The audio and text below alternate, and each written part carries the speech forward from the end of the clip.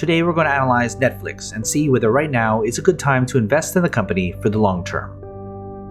First, let's see if there's a good business behind the stock. We'll look at 14 metrics to determine the business fundamentals. The first set of metrics deal with the company's financial health, with its projected earnings growth for the next 5 years, its profit margins, its effectiveness, which looks at the company's returns on equity, assets, and invested capital, and then the employee value, which looks how much value the average employee adds to the business. You can see the values for each of these metrics, as well as the point totals awarded in the bubbles.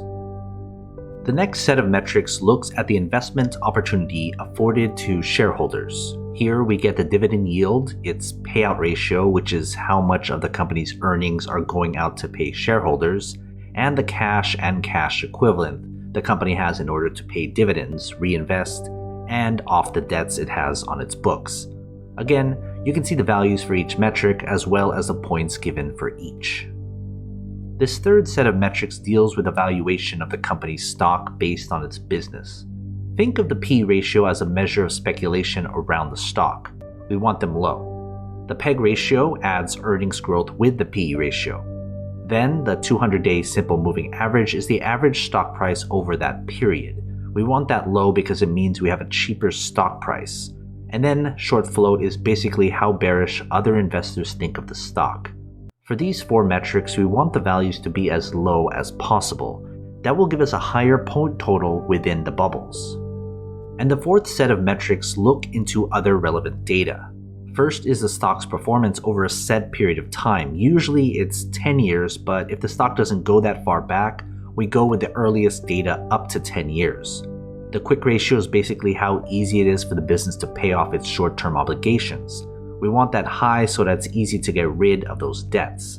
And then Wall Street is the average consensus rating Wall Street analysts give the stock, from a strong buy of 1 to a strong sell of 5. Again, the better values get a higher point total.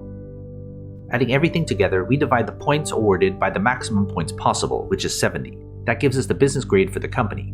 We want the business grade to be above 50, meaning it has a better than average business. But of course, we can't forget about the fair price and whether it's the right time to buy the stock. I use a discounted cash flow model taking into account a 10% margin of safety. That translates into the company's fair price and how many percentage points above or below its current price the stock is. When we compare those numbers with the table below, we can see where the company's stock lies in its intrinsic value spectrum right now. Before we get to the final grade, join my Patreon and get access to every company I've analyzed so you can compare between all your favorite stocks. It's updated all the time. Go to patreon.com/growthshares or click on the link in the description. Finally, we can put everything together and get the company's final grade.